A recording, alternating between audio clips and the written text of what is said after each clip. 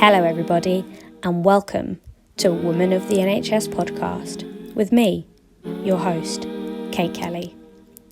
This podcast is about celebrating and collaborating with women of the NHS from a variety of backgrounds and roles within the NHS. Within the podcast, we will be informally chatting about their experiences and stories, exploring these women's opinions on medical school, female representation, hopes for the future of a more inclusive NHS, medical conditions that disproportionately affect women, and the nitty-gritty in between. I am excited to be interviewing and working with women in different stages of their career and across different sectors of the NHS. I want this podcast to celebrate women of the NHS and shine a light on the female experience from different perspectives. Today, I am so excited to be interviewing Dr. Lucrèce, who is a junior doctor planning to specialise in dermatology. So, without further ado, welcome, Lucrèce. Please can you tell me about your chosen area of specialism and why? In terms of speciality, I haven't specialised just yet. I'm more of a junior doctor, but I would like to go to dermatology. Reason being that I've been hairdressing for about 14 years since I was 13, and that's actually affiliated with the skin, and that's dermatology. I've seen a lot of scalp conditions over the years that I would love to help heal, and I want to help women recover essentially their scalp health and hair health. Wow, that's very cool. So specifically women then? Yeah, I would say, because there's a lot of clinics out there for men and male pattern of hair loss, but for women not so much. And especially knowing that women, especially women of colour, have suffer hair loss due to traction, so the braiding, wearing certain weaves or certain styles, or pulling tight hair, and it's not spoken about because they end up being embarrassed. So I would love to focus on women so we can give them back some confidence in the process, and hopefully also help them regain their hair essentially. Yeah. So, yeah. That's amazing. Thank you.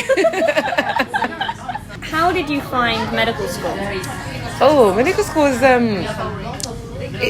depending on the year you asked me, I would say it was different. Overall, it was a good ride, but I also found it challenging. So I went from being one of the most accomplished in my secondary school and sixth form to feeling mediocre anyway, because you've now taken all the smart kids in the country and you put them into one place, right? Yeah. So at first I just thought, oh goodness, you start looking around thinking, oh wow, okay, not that you're compared to other people, but you don't feel as intelligent as you felt before. Yeah. And then I would say why it was fun is because then I realised that it was just not that serious. Right, I had to learn. Obviously, I had things to learn to save lives in the future. So yes, it was, I would say, challenging in some way, but fun because I got to tap into interests that I had outside of medicine as well, with people that were also doing medicine. It was really nice to share that journey with people that were going through the same things. You realise that actually I'm not the only one dealing with this sort of, I guess, imposter syndrome to some extent.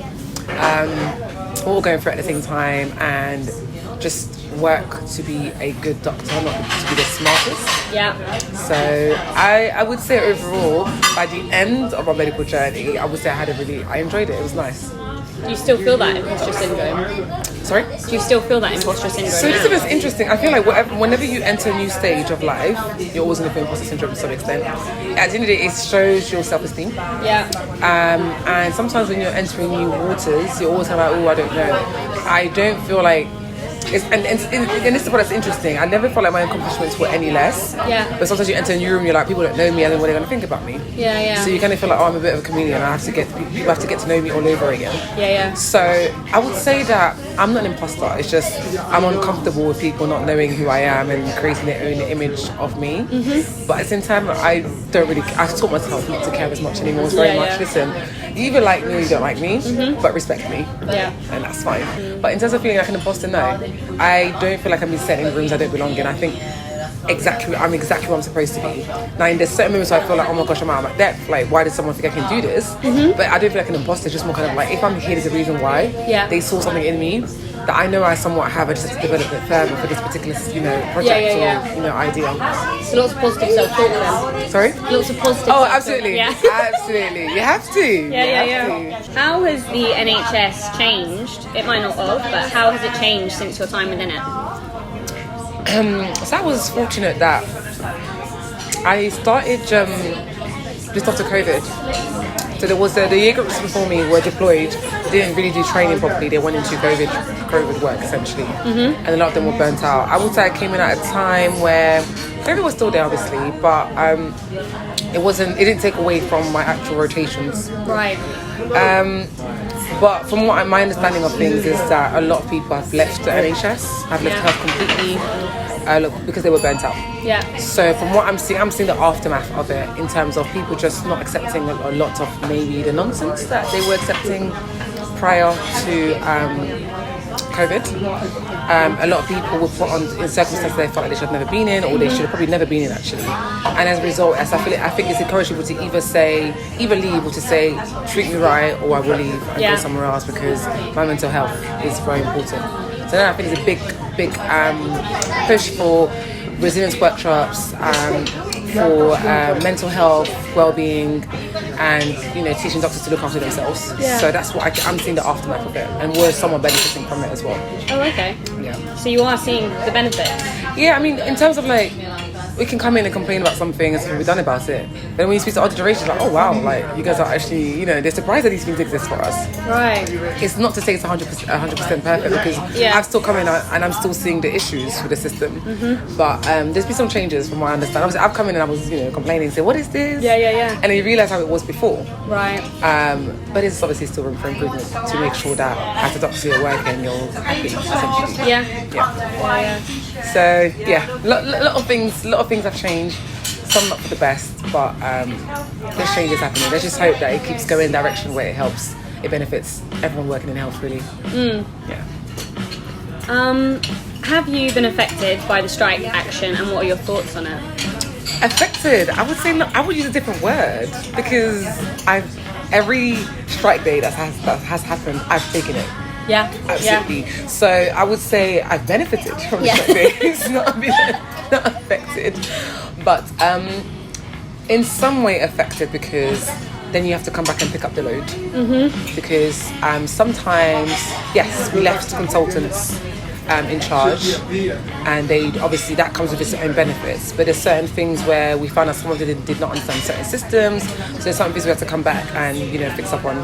And depending on who you're working with, sometimes some people actually maybe didn't necessarily do the work. They were waiting for junior doctors to come back and pick up the slack, which means you're now picking up 3 or 4 days of slack at a time. Right. So I'm happy that actually, because I was coming to the end of my foundation training, I didn't have to deal with a lot of those. Right, yeah. But there was, that's how maybe junior doctors have been affected.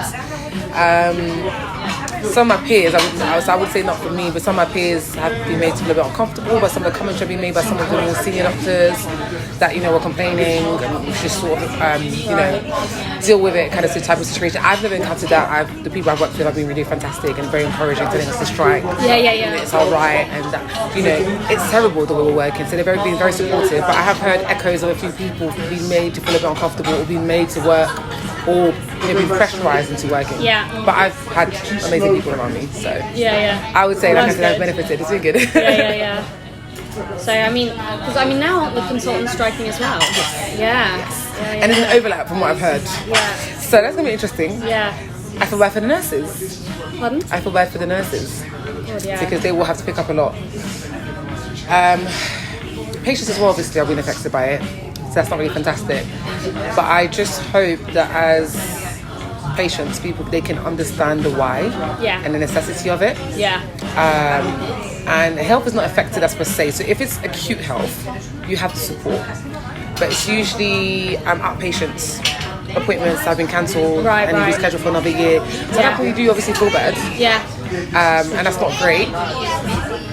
But it's for a greater cause, and if it wasn't for the doctor strike, there would have probably been another reason why the appointment was cancelled, let's be honest. Yeah. That is not, that's nothing to do with the junior doctors. Yeah. So, and it's just the NHS. Yeah. But it's easier to scapegoat the junior doctors for a long waiting list when really and truly your waiting lists are long anyway. Yeah. It's nothing to do with us. So, yeah.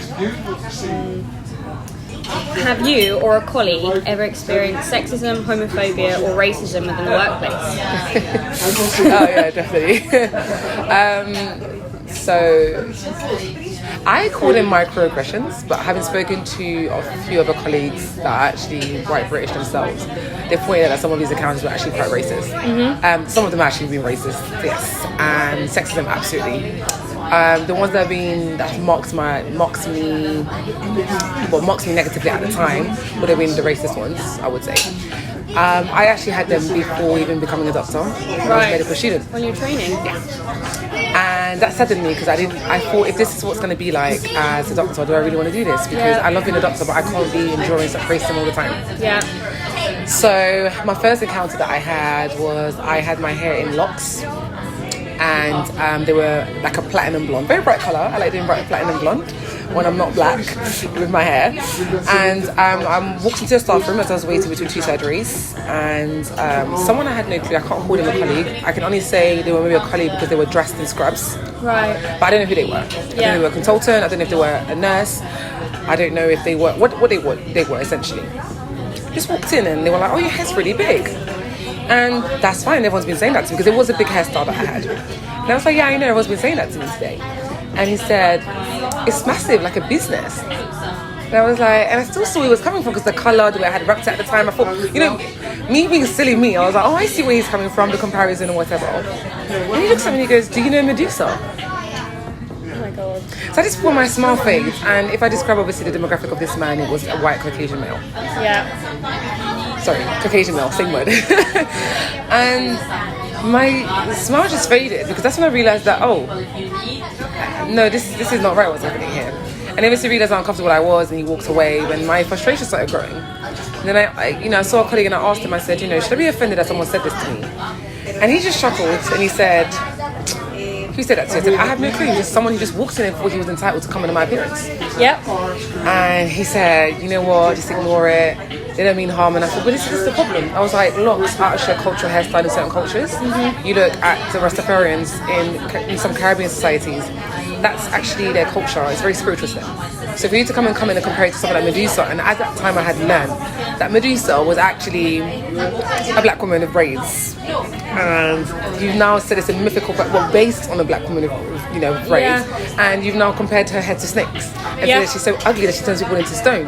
So when you realise how your culture has been depicted so negatively, right? And they kill her. Exactly. And you see, and that's the comparison someone's making to you. Yeah. And it's crazy. And then it's the entitlement. How are you walking in and commenting on my appearance?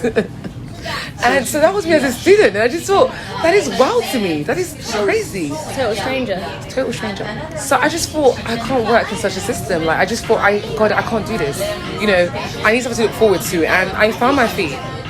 I found where my niche would be, and that's when I realised that, medicine and hair overlapping, that's my calling. So I thought, that's fine, as long as I know what I'm going to do, that's not a problem. Then you start working. As I'm wearing my hair right now, I had a consultant. Oh my gosh, your hair's so lovely. I'm like, thank you. She waits for me to put down and look down, stop documenting, and touches my hair. So I look up at her. She's like, it's so fluffy. I said, okay. I didn't say anything. I'm talking to her a little bit again, and I put my head down and she touches my hair again. Yeah. And because of how senior she was, and I didn't know how she was going to take it, and I just thought, you're probably going to take it back to your office and talk about it with the rest of your colleagues, and then everyone's going to be weird with me after that. I just thought, I can't say anything to you. But why are you touching me without asking me? Yeah. Because if this was any other body part of mine, you wouldn't touch me like this. No. And the frustrating part is, it only happens when I'm wearing my hair in an exotic style, meaning traditional, or like an African or a black person. Yeah. When I have my hair straight, long straight, in weave type of style, no one ever touches mine. Yeah. And you realise that it's certain styles that are more cultural to black people that people are interested in. When you have braids and they're like, oh my gosh, how long did it take you to do? And they just start flicking your braids as they walk past. It's just crazy. And that's colleagues, right? Yeah. But I've had patients, and I think the saddest part is when it's patients, they ignore it. I don't even pay mind to it. But really and truly, I should, because it's not right. Mm-hmm. But I had, so just two encounters to mention, was one patient, I didn't even know him. I wasn't looking after him particularly, but someone else was looking after him. And he stops me and he goes, excuse me, is that all your hair?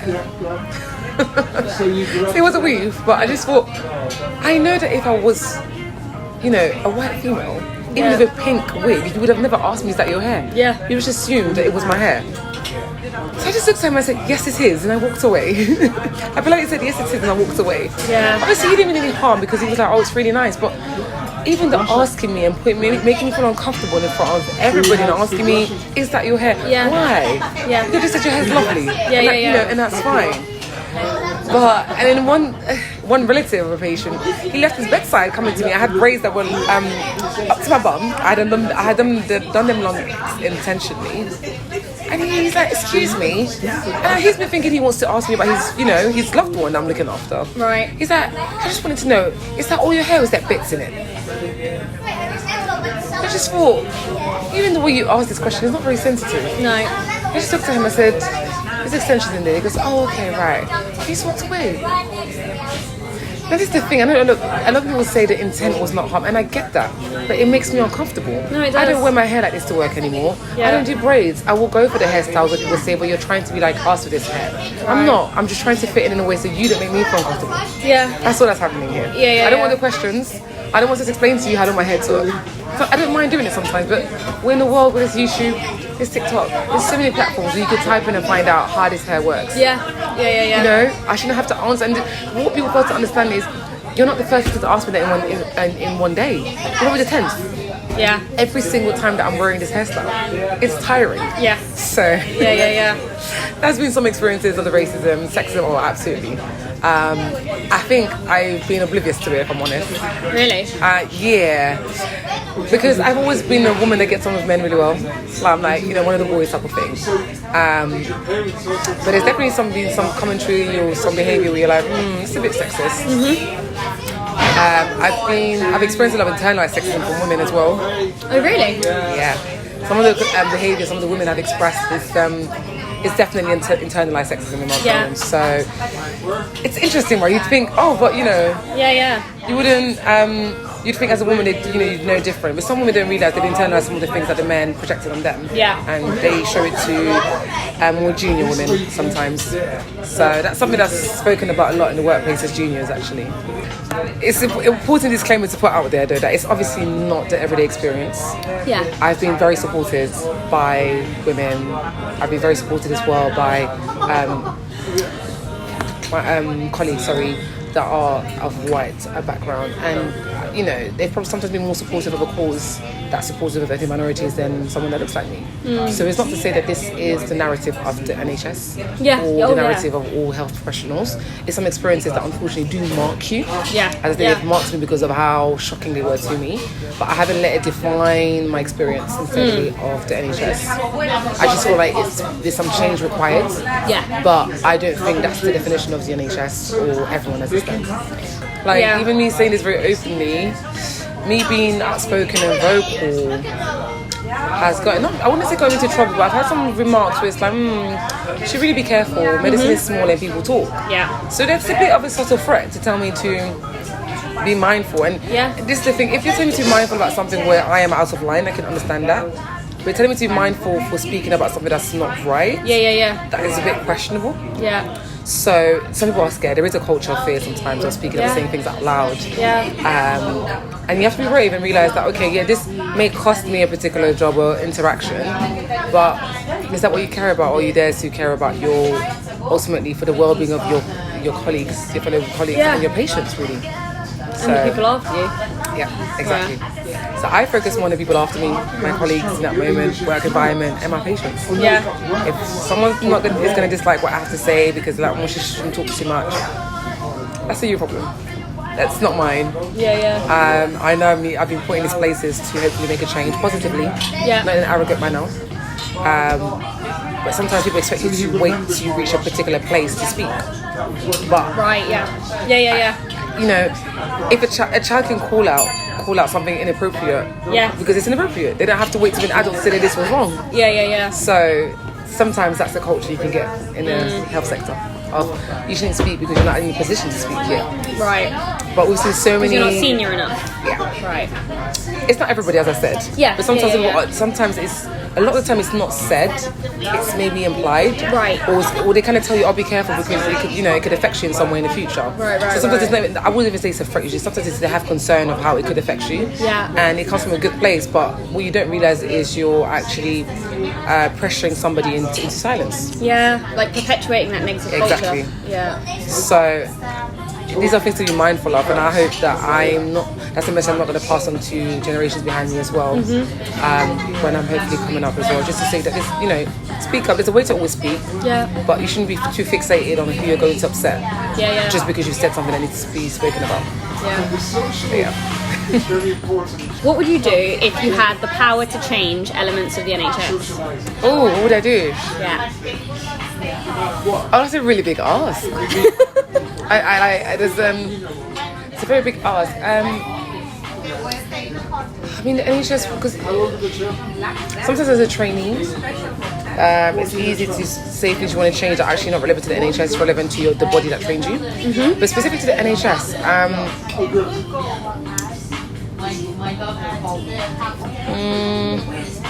I would say just I think ultimately how you interact with your colleagues will impact everything. It impacts patient care, it impacts how everyone obviously feels, mental well-being, mental health type of thing. And it just shows people are a lot more pleasant when, even if I have to wait 4 or 5 hours, I'm now seeing a doctor who's really pleasant, who's apologetic, and he's just happy to be here, and they're doing their best. They're not been on stretched with time. And I feel like if we can't, there's some stuff we can't fix. So something interesting that I came to realise, what I heard this year, was a solution brings a new problem. Every solution brings about a new problem. Right, yeah. So meaning that you fix something, but then that highlights a new problem. Yeah. So you're kind of, now I want to fix that, and then a new problem is highlighted, and it continues. It's a cycle, right? And as much as I'm not saying that you shouldn't fix it, find solutions, always find solutions, but what it is, I can start talking about the waiting list and everything, but me finding that solution because of problem somewhere else. So for me, it's very much about, with what we do have, the resources, it's if we can create an environment where people enjoy the job, it will change the NHS by now. Where people actually are looking forward to coming to work. Where I'm not saying we should have to stay late for work, but they don't even mind doing it because they know that they are looked after, they are compensated. So if it's not financially, it's very much, oh, you know what, you stayed in an hour late yesterday, either go home early tomorrow or come in late. Some people do that informally, but if it was sort of a culture to be like that, some departments are known to be very supportive in that way. Some departments are not, unfortunately. So surgical departments, I've heard in my little experience as well, there's this culture of staying late, and if you leave early or on time, it's a bit frowned upon, you know. So it would be nice if across all specialties people could feel that they were supported, they could feel like they could still have a life outside of it. They could still be married, have children, and no one makes them feel like you're less of a doctor just because, you know, these things have affected you in some way. So it's just about having, as I said, that work environment where you're looking forward to come to work. It really makes a difference. It really does. So that's what I would change, because if I start going into all the list of things to change, it's just really long. So to me, I think that's the key thing, because I've worked in bad teams. So unhappy teams, I would say they weren't bad, but they were unhappy. And I worked in happy teams, and it really makes a lot of a difference. It does. How do you feel women are represented within the NHS or medical professions? So this is a slightly difficult one to answer, simply because I would say represented well, but that's because I intentionally surround myself with the women that are, you know, trailblazers in their field. So I will actively go and seek you. But in terms of realistically, if I was to, let's say, look at the board of medical directors, especially the ones that come from a medical background, not that common. And that's when you realise that there is a problem here. There is an issue in terms of the representation, and sometimes people assume it's because women don't want to be there. They do. It's just about opportunity. How many hurdles they have to jump? A lot more. So I think there is an intent. They are trying to get women more represented, but definitely more needs to be done. I think a lot more, and also making sure you're representing women of different backgrounds, because sometimes you say, oh, representing women, but then you look at the demographic of the women, you're like, are you representative of women in general? And you're not. You're representing one particular demographic. So sometimes it's good, as much as it's very great to have the women there, make sure it's representative, so I can see someone, oh, they look like me and they're doing this, so I can do this at some point. But sometimes you don't see, they're like, I could never be a director because I've never seen anyone that looks like me doing it. When thinking about the history of medicine, or the NHS in particular, or perhaps just an influential woman in your life, who would you consider a hero or an idol? Oh gosh.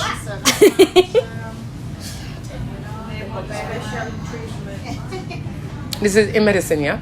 It doesn't have to be. It can be just an influential woman you consider a hero or an idol. Or a woman in general, right? any woman. Oh, okay, fine.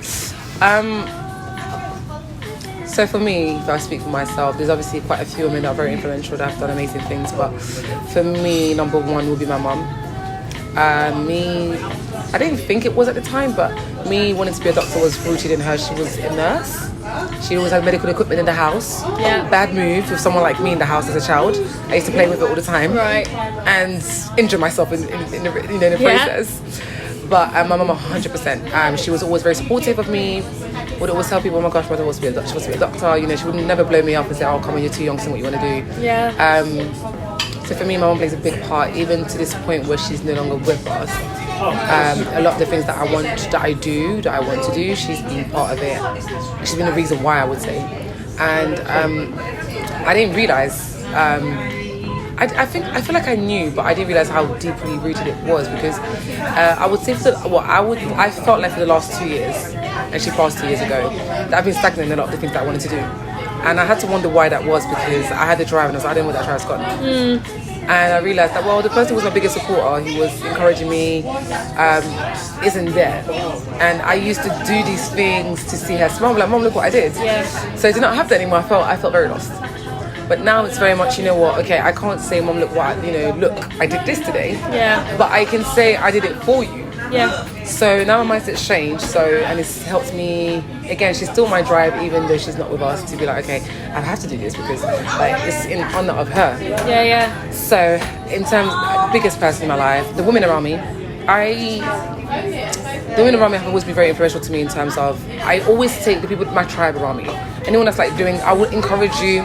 It doesn't have to be like a huge win with like you've been celebrated, an award. It has to be just you doing your thing. Yeah, yeah. And saying you was going to do this and achieving it makes me really happy. That influences me, because I'm like, okay, if someone's so close to me and right in this vicinity, my vicinity can do this, then why can't I do this next step? Why can't I do this thing?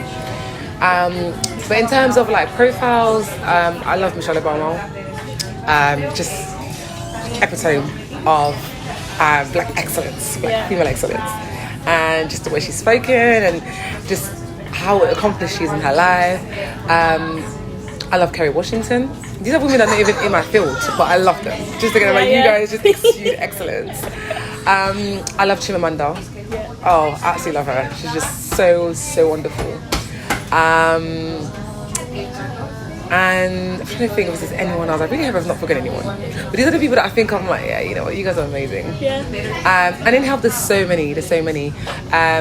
But lately I've come across a dermatology consultant. Her name is Sharon Belmo.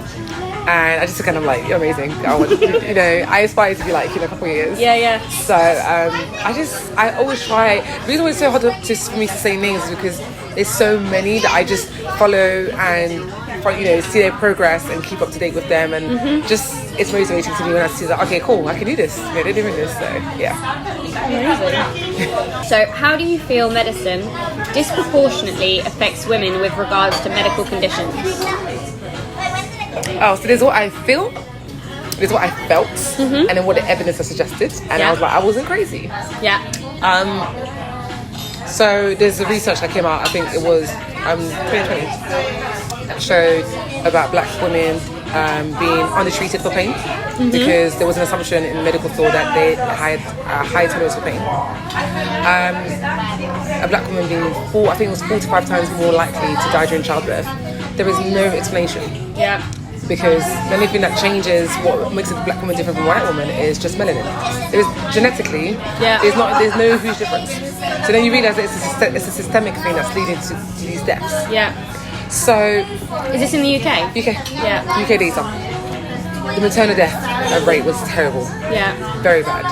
And to me, it highlighted a couple of things when you've gone to a doctor and you said things and they're like, oh, but maybe it's just this, maybe it's just that, let's see how it goes.